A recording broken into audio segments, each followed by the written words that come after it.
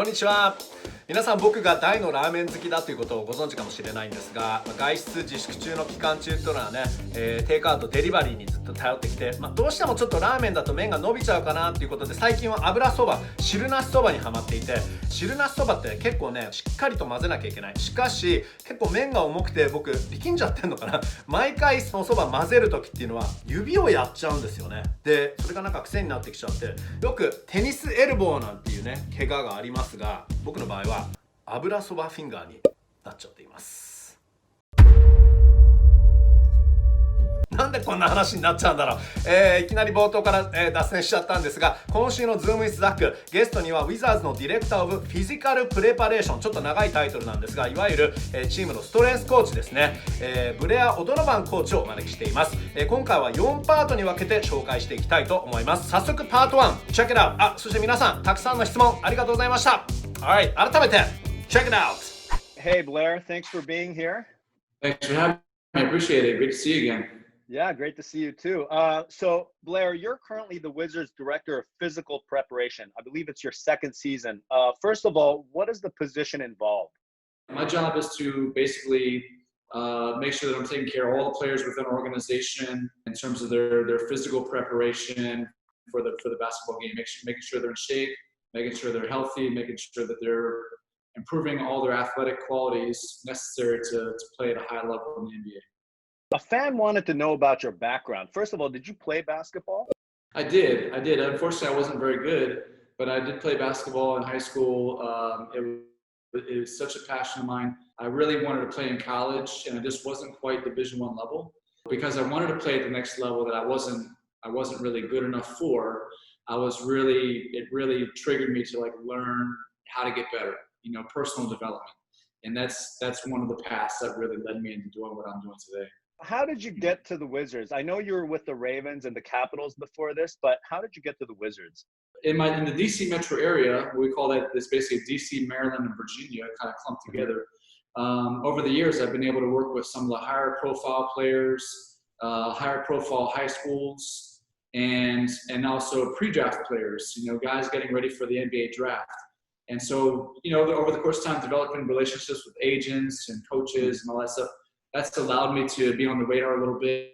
I've been fortunate to know Tommy Shepard, our general manager, for quite a long time, more than a decade. So he's had a track record of my work.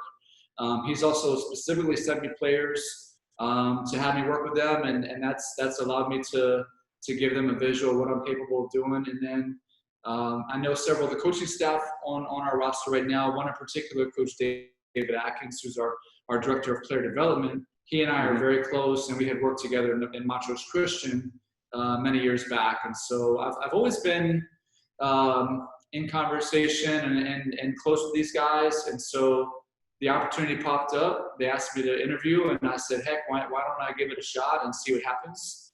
And it's been a dream come true since that point. It's been fantastic. You mentioned Montrose Christian, but you coached Kevin Durant as well, right? What was that like? And could you tell he was destined for stardom right away, or? I'm going to be honest, no, I did not personally.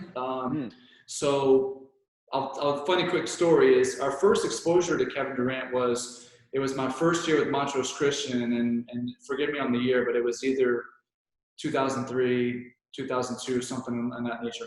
And Kevin was a sophomore in high school playing for another school. And I remember specifically our scouting report, which was very in-depth and incredible detail for a high school level program. That's why we were typically a national powerhouse at many years.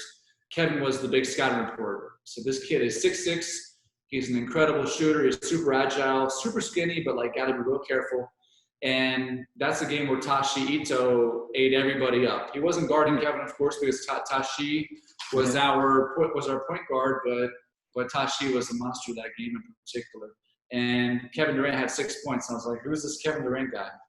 Wow. So the next year, we're traveling to Portland for a Nike tournament, and we see Kevin Durant was playing for Oak Hill Academy. And that 6'6" kid was now 6'8" easily, much longer. I was like, oh my goodness. And when I saw him there, he was very talented, excellent player. The following year, he ended up coming to our school, Montrose Christian, which was just an awesome opportunity for everybody. And Kevin was a quiet, reserved kid. He was a hard worker, but he was so skinny. He was so skinny, and he just he's a good worker for sure. You just didn't really know. At Montrose, we had so much talent. I feel really, really lucky to have started my career around Tashi Ito, not only Tashi, but also KJ Matsui. And those guys were just phenomenal kids to work with because like many of the kids that we had at Montrose, they would run through a wall for you. They wanted to get better so bad, and they were so competitive and so hungry. Okay, so were they the most talented? I would say no, but they were absolutely a couple of the hardest working kids that I've ever been around. Never complaining, always showing up to work, did the extra work because we always had extra opportunities to work out in the morning time with Coach Atkins for shooting and dribbling. They took advantage of every opportunity. And you know what? One of my favorite lines is saying that, you know, when you see where someone is in life, I usually believe it's not an accident. You know, I don't think it's an accident that both guys, Tashi and KJ, are still in 2020, still playing professional basketball. It's crazy because of the foundation and habits they had since they were youngsters. And I know that both, if we talk to them right now, they would really highlight Montrose Christian as a foundational part of their basketball experience and how it helped mold them into young men to be able to play professional basketball. Tell us about the ongoing Zoom workouts you're conducting. How frequent are they, and what kind of workouts are you doing with the players? We meet as a team 4 times a week on Zoom. Okay. And what we do for 2 of them, it's in a full team capacity where we start out with one of our player development coaches, Mike Williams, does an excellent job.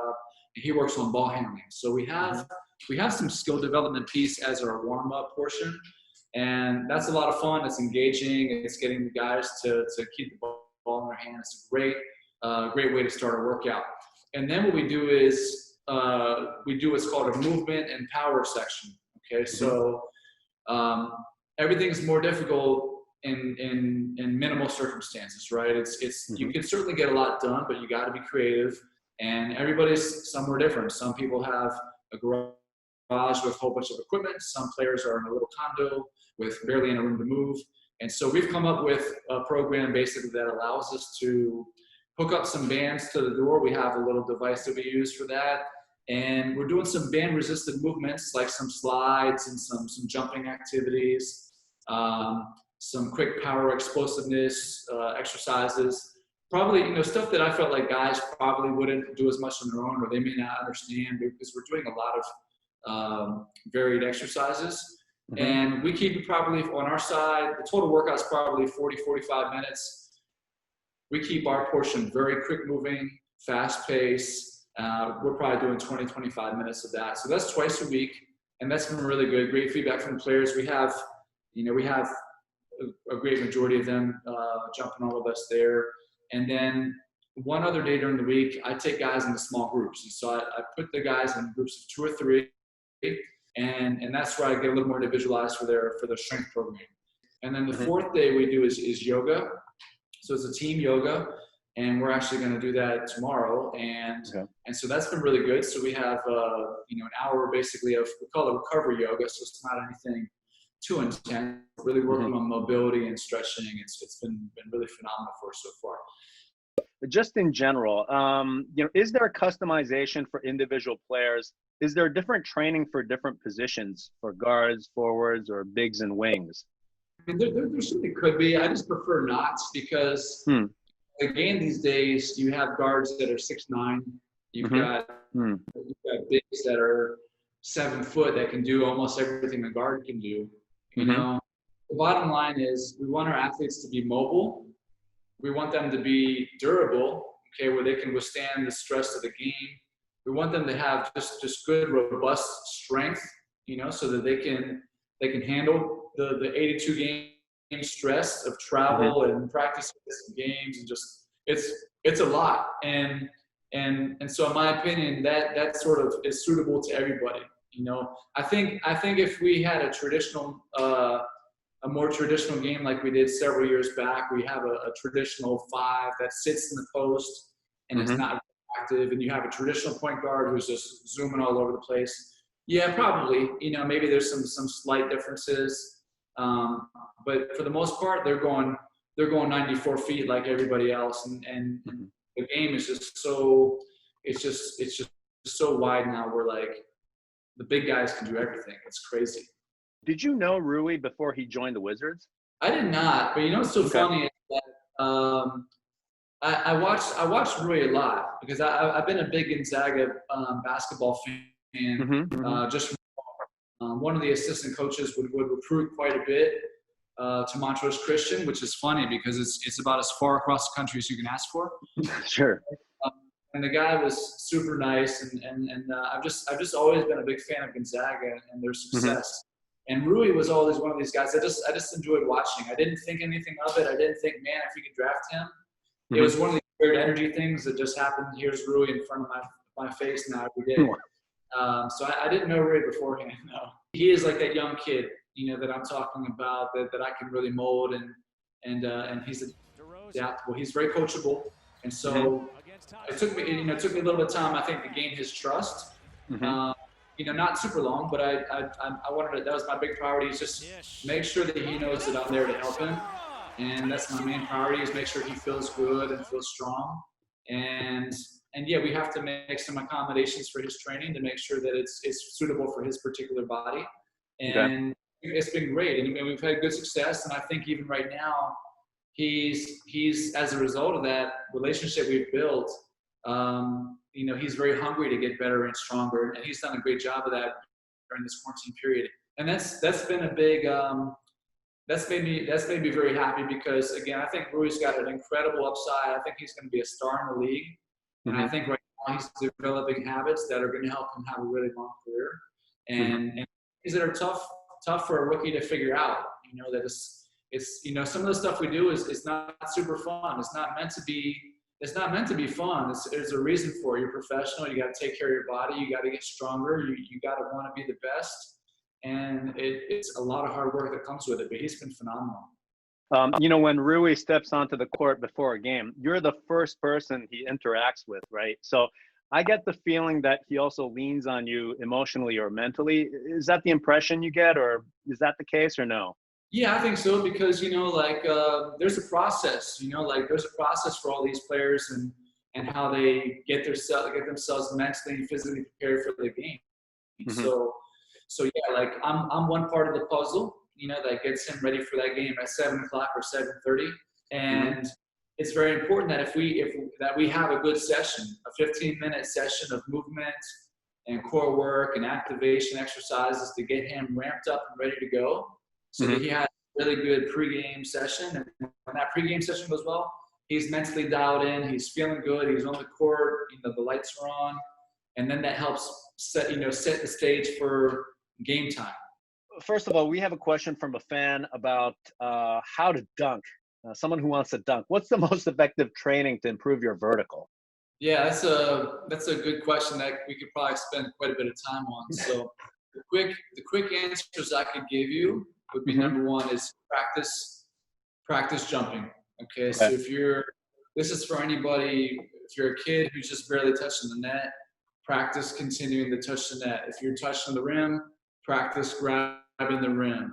Okay, if you're barely dunking, just keep practicing. Okay, so the reason why I say that is because for sure anybody that's ever dunked it, they probably have missed 1,000 times before they dunked it. Okay, so they've had a lot of repetition and practice of maximal effort jumping.